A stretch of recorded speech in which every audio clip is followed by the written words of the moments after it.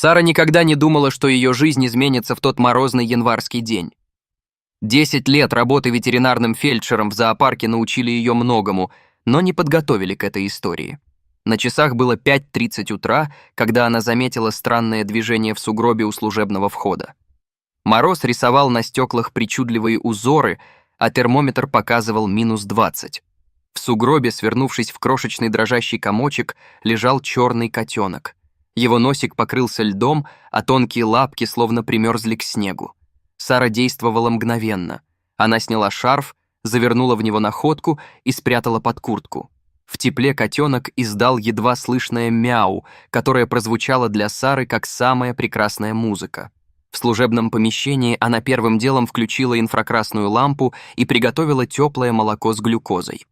Котенок оказался девочкой, совсем юной, около 3 месяцев. Ее черная шерстка, когда оттаяла, оказалась необычайно мягкой, а на грудке проявилось белое пятнышко в форме полумесяца. «Я назову тебя Луной», — прошептала Сара, осторожно растирая окоченевшие лапки. Доктор Джеймс, главный ветеринар зоопарка, осмотрел находку после обеда. Его морщинистое лицо, повидавшее тысячи животных, смягчилось при виде котенка. «У нее удивительная жизненная сила», — отметил он, проверяя сердцебиение, «и необычайно высокий уровень эмпатии. Посмотри, как она реагирует на других животных». Действительно, Луна проявляла необычайный интерес к обитателям ветеринарного кабинета. Когда привели подстреленного голубя, она настойчиво пыталась добраться до него, но не с хищническими намерениями. Она словно хотела приласкать раненую птицу. С каждым днем ее характер раскрывался все больше. К весне Луна превратилась в грациозную молодую кошку.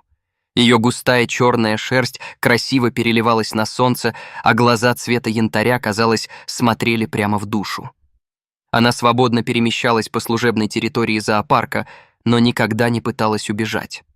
Сотрудники обожали ее за ласковый характер и удивительную способность успокаивать даже самых беспокойных пациентов ветеринарного кабинета. Однажды утром Сара заметила, что Луна выглядит иначе. Ее грациозная походка сменилась неторопливой поступью, а животик заметно округлился. УЗИ подтвердило догадки. Луна ждала котят. Это известие вызвало настоящий ажиотаж среди сотрудников. Каждый старался побаловать будущую маму особенным лакомством, а в комнате отдыха появился специальный уголок с мягким лежаком. Но за 2 недели до предполагаемых родов случилось непредвиденное. Луна исчезла. Сначала никто не бил тревогу. Она и раньше любила уединяться. Однако, когда прошли сутки, Сара начала волноваться. Она знала каждый уголок территории зоопарка и методично обследовала их все. Служебные помещения, хозяйственные постройки, даже крыши. Луны нигде не было. На 3-й день поисков разразилась страшная гроза. Молнии рассекали небо, а раскаты грома заставляли вздрагивать даже бывалых сотрудников. Сара промокла до нитки, но продолжала поиски. Именно тогда она услышала странные звуки, доносившиеся из заросшего папоротником уголка за старой теплицей. То, что она увидела, заставило ее сердце замереть. В естественном углублении под корнями старого дуба лежала Луна. Ее бока тяжело вздымались, а вокруг копошились крошечные существа. Но кроме новорожденных котят, там было что-то еще. Сара протерла запотевшие очки и не поверила своим глазам. Рядом с котятами сновали маленькие ежата. Доктор Джеймс приехал через 15 минут, несмотря на ливень. Опытный ветеринар, он повидал многое, но эта картина заставила его достать мобильный телефон и начать съемку.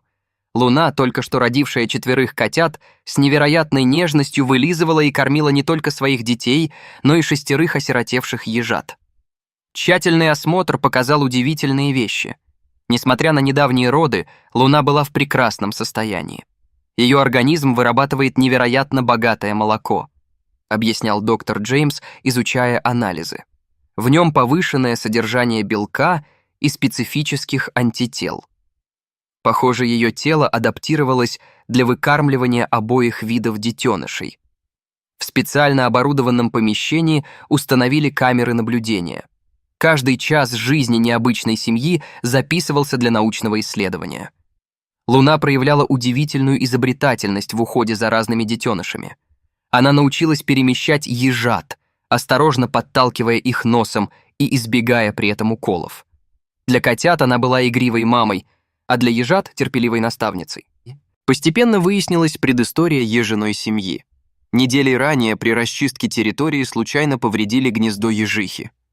Мать-ежиха погибла, самоотверженно защищая своих детенышей. Луна, видимо, обнаружила осиротевших малышей и, несмотря на свое положение, не смогла оставить их одних. Кошка перетащила их в безопасное место как раз перед началом собственных родов. Каждый день приносил новые удивительные наблюдения. Котята, едва открыв глаза, совершенно спокойно и с искренним любопытством воспринимали своих колючих собратьев, будто не замечая никаких различий между собой. Они вместе спали, собираясь в причудливый клубок из мягких и колючих комочков. Луна распределяла свое внимание с удивительной справедливостью, никого не обделяя заботой. Доктор Джеймс проводил часы за наблюдением.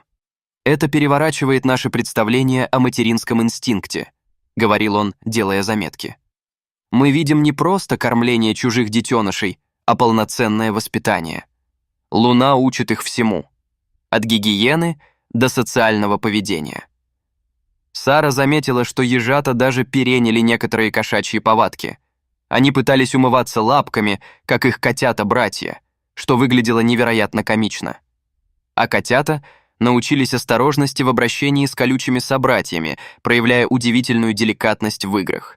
История получила неожиданный резонанс в научном сообществе. К третьей неделе жизни необычной семьи в зоопарк начали приезжать специалисты по поведению животных из разных университетов. Они не могли поверить, что обычная домашняя кошка способна не только выкормить, но и полноценно воспитать детенышей другого вида. Самым поразительным оказался момент, когда котята и ежата начали вместе играть. Луна придумала особую игру. Она катала по полу мягкий теннисный мячик, и вся разношерстная компания носилась за ним. Котята элегантно подпрыгивали, а ежата смешно перебирали лапками, но никто не оставался в стороне от веселья. К 2 месяцам все детеныши окрепли и подросли. Доктор Джеймс отмечал, что ежата развиваются даже лучше, чем их сверстники в природе. «Кошачье молоко оказалось для них идеальным питанием», — объяснял он коллегам. А постоянный тактильный контакт с Луной и котятами способствовал их эмоциональному развитию.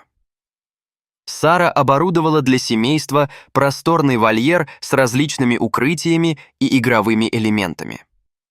Луна каждому малышу показывала, как использовать тот или иной предмет. Котят она учила забираться на полки, а ежатам помогала осваивать туннели и укрытия. Когда пришло время отлучать малышей от матери, всех волновал вопрос их дальнейшей судьбы. После долгих обсуждений было решено создать в зоопарке специальную образовательную программу. Этот удивительный случай стал символом того, что доброта и забота могут преодолеть любые природные барьеры. Сейчас, год спустя, Луна все так же живет в зоопарке.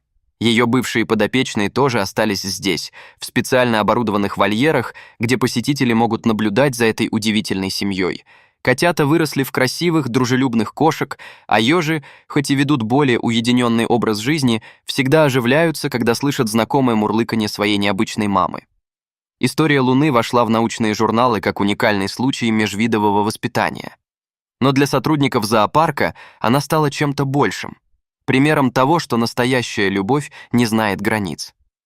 Как говорит Сара, «В то морозное утро я спасла не просто замерзающего котенка. Я встретила существо с самым большим сердцем в мире».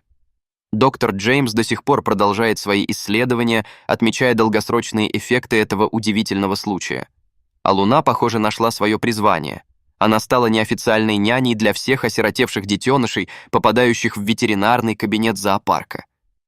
И каждый раз она проявляет ту же нежность и заботу, с которой когда-то приняла под свое крыло маленьких ежат. Эта история напоминает всем нам, что иногда самые невероятные чудеса случаются благодаря простому состраданию и готовности помочь тем, кто в этом нуждается, невзирая на любые различия. Дорогие зрители, если вам понравилась эта история, обязательно поставьте палец вверх и поделитесь этим рассказом со своими друзьями. Если вы впервые на этом канале и еще не подписаны, рекомендую подписаться прямо сейчас, чтобы не пропустить очередную захватывающую историю.